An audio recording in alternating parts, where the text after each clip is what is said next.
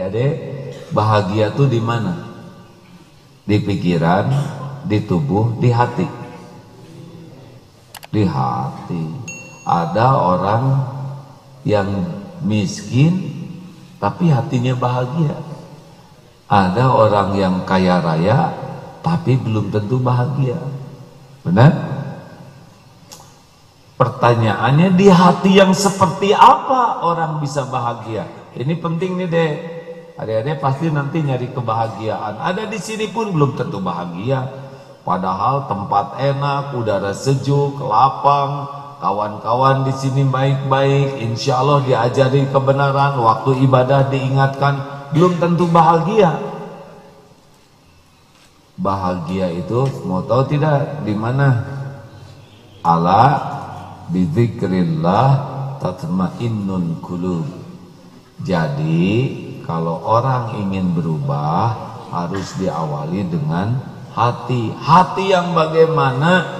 Hati yang paling banyak dipenuhi ingat kepada Allah. Apa cirinya orang yang hatinya banyak zikir? Dua cirinya. Satu, patuh. Dua, pasrah. Ulangi. Itu penampakannya. Nah, jadi kalau ingin tahu di mana letaknya bahagia, diyakin ke Allah. Apa ciri orang yang yakin? Senantiasa berzikir. Apa ciri orang yang senantiasa berzikir? Senang mematuhi. Jadi bahagia itu ada pada perintah Allah. Jadi sebetulnya kalau Allah kita nyuruh sholat, itu pada sholat ada bahagia.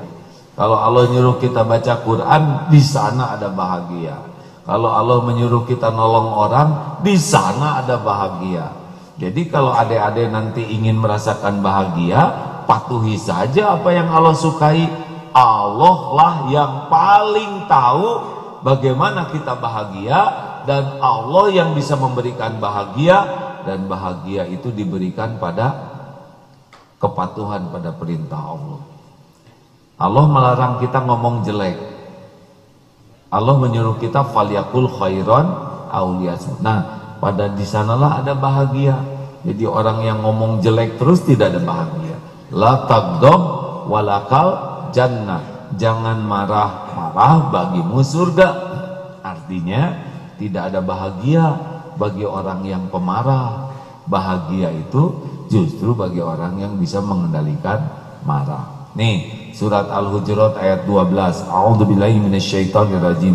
Ya ayyuhalladzina amanu Ya ayyuhalladzina amanu tanibu katsiran minadh-dhonn inna ba'da dhanni ism wala tajassasu wala yaghtab ba'dukum ba'd ayyuhibbu ahadukum ayyakula lahma akhiki maitan fakaritumu wattaqullaha innallaha tawwabur rahim.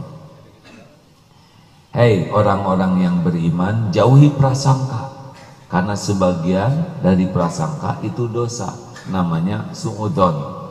Jangan berprasangka buruk. Coba kalau kita sudah berburuk sangka, hati jadi tenang atau jadi gelisah? Gelisah. Kenapa? Karena kita melanggar perintah Allah. Jadi kalau ingin bahagia, husnudzon saja. Pernah ada yang nanya ke seorang ulama, Yai, ini tetangga saya, dia rajin sholat ke masjid, tapi kelakuannya jauh dari contoh akhlakul karimah.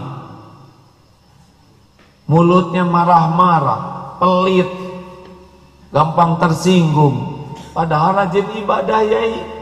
Itu tetangga sebelahnya nggak pernah sholat, tapi baik, ramah, sopan, dermawan. Menurut Yai gimana nih? Mana yang jelek? Menurut saya insya Allah dua-duanya jadi baik. Loh, bagaimana? Ya, yang sholat kelakuannya belum bagus. Allah Maha melihat.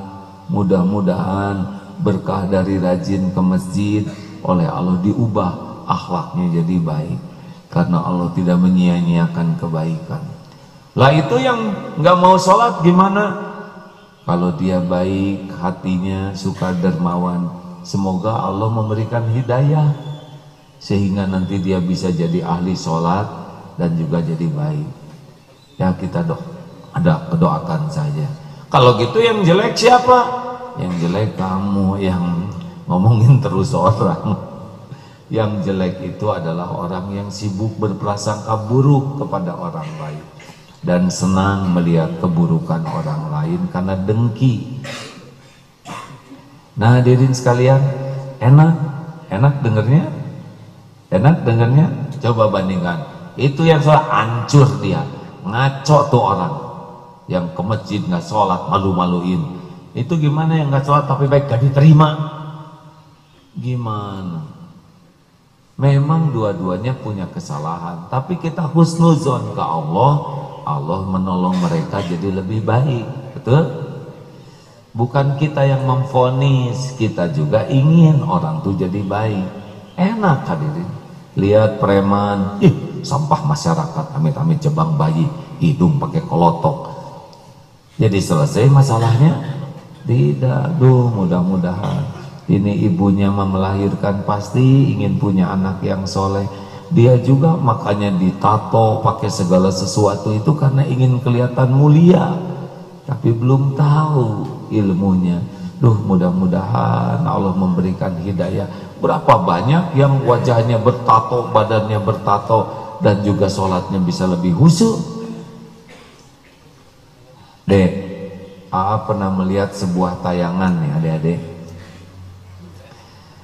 Ini sepertinya tidak sengaja, padahal pasti diatur Allah. Ini di Sulawesi, sedang dakwah di sana, sedang istirahat, TV nyala, ternyata memperlihatkan tentang, ini acara dari luar negeri, bandar narkotik yang ditangkap di Thailand, di Muang Thai.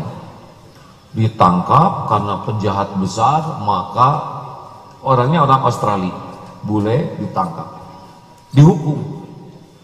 Nah ternyata selama di penjara juga dia melakukan kegiatan bisnis narkoba lagi, disuap. Akhirnya penjara itu jadi kayak istana mungil dia, segala ada itu ditayangkan. Nah karena ada reformasi maka semuanya disuap jadi cukup. Ditangkap lagi, maka dipindahkan ke penjara yang paling horor, terpencil, kemudian juga dikenal dengan penjahat-penjahatnya di sana dan kejam-kejam. Akhirnya dia putus asa karena lihat di penjara, lihat sendiri pembunuhan. Akhirnya dia memutuskan, saya nggak ada harapan kayak gini nih, saya mau mati saja. Karena hukumannya lama, akhirnya dia memutuskan mogok makan, tidak mau makan. Seminggu, 2 minggu, 10 hari sudah lemas, 20 hari sudah tidak bisa apa-apa, dan berbaring saja gini, tidak mau dipaksa, tidak mau makan. Dia memilih mati karena memang dia sudah tidak punya kesempatan lagi untuk kabur dan lolos, dan merasa tersiksa di sana. Aat tidak menyangka di tayangan itu, karena ini tayangan dari luar ya, ada menunjukkan, ini kisah nyata, itu ada seorang pakai kopiah putih di Thailand ini. Ternyata orang ini, disebutnya Habib ini, adalah orang yang menyengajakan dakwah ke penjara yang dikenal dengan para penjahat. Dengan sabar, sambil nganterin makanan, sambil menasehati, tidak boleh, kamu tidak berhak menyakiti seperti ini, ya. Dijelaskan Allah itu maha baik, maha penyayang. Karena suara yang lembut, tatapan yang sayang, Masya Allah, berhenti dia mogok makannya, dan sesudah itu masuk Islam, dan sekarang sudah keluar dari penjara jadi orang baik. Ini Aat takjub sekali melihat TV ini karena sudah diatur oleh Allah, tayangan ini ada dan kelihatan. Saya ceramah enak, sana sini naik kendaraan, paling susahnya juga naik sepeda. Yang diceramahinya juga enak, begini wajah-wajah yang insya Allah punya dosa sih, cuman masih kecil-kecil lah, masih dikit dan nurut.